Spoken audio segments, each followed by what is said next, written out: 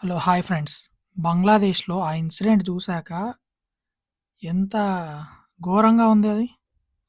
బతికున్న మనిషిని కొట్టి ఓపెన్‌గా నిప్పంటియడం అంటే ఎంత ధైర్యం! ఆ గవర్నమెంట్ ఏం చేస్తుంది?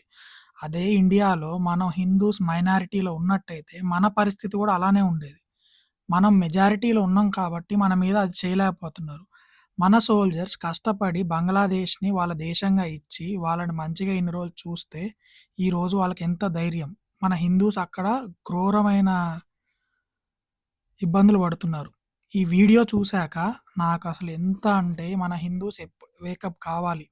వేరే దేశాల్లో ఎవరికైతే హిందూస్ కష్టాలుందో వాళ్ళు మన దేశం రావాలి. భారతదేశం ఉన్నదే హిందూస్‌కి. ఈ సెక్యులరిజం ఇదంతా పక్కకు పెడదాం ఇప్పటి నుంచి.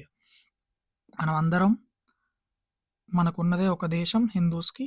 మనం దాన్ని కాపాడుకుందాం. వేరే దేశాల్లో మన వాళ్ళకేమన్నా ఇబ్బందయితే వాళ్ళకి ఏం చేయాలో అది చేసి చూపియాలి. ఒకప్పుడులాగా గాంధీది మార్గాలు ఇప్పుడు వర్కౌట్ అవ్వట్లేదు. దెబ్బకి దెబ్బే చూపియాలి. మనని వాళ్ళు చూపెట్టారు. వాళ్ళు ఇప్పుడు నరకం చూడాలి మన దేశం తోటి అని నేను ఈ గవర్నమెంట్‌ని కోరుతున్నాను.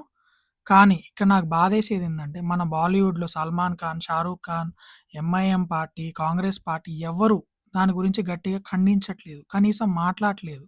ఎందుకు? వై? మీరు దీని మీద కామెంట్ జేయండి. Thank you.